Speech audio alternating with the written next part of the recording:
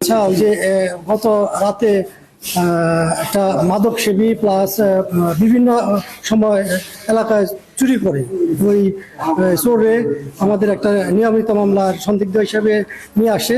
পরে সে যেহেতু মাদক সেবী, তারা একটা মডাস অপারেন্ডি আছে, ওরা আসলেই সবসময় দেখা যায় যে ইয়ের মধ্যে মাথা বাইরে। এরকম এও সেরকম মাথা ইয়ের মধ্যে আমাদের যে হাজত খানার লোয়ারি এখানে বাড়ি দিছে, বাড়ি দিয়ে নিজে অজ্ঞান হয়ে গেছে।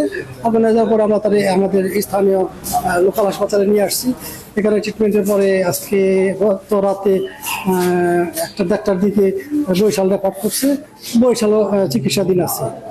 ইন দ্য মিন টাইম ওনারা কোনো তথ্য পাইছে যে সে মারা গেছে, এরকম তথ্যের ভিত্তিতে পুরা 150 লোকজন আইসা থানা আক্রমণ করছে। থানা আমাদের গেট টেট ভেঙে ফেলছে, থানা ডিউটি অফিসারের মারছে, আমার ড্রাইভার আহত, আরও 3-4 জন আহত হয়েছে। অনেক মিডিয়া কর্মী ছিল, তারাও দেখছে বিষয়টা।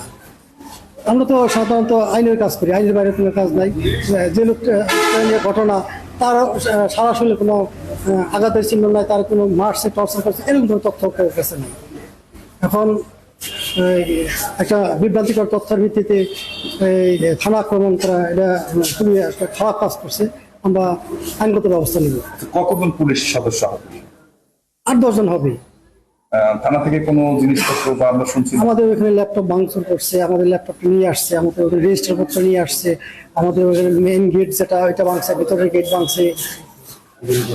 এই ব্যাপারে আপনি কারা কারা আহত যদি একটু নাম দিয়েছেন? আমাদের ডিউটি অফিসার এসআই হালিম, তারপর আমার ড্রাইভার ফরহাদ, কনস্টেবল লিমন, আরো অনেকে আছে, তারা নিয়ে আসতেছে হাসপাতালে।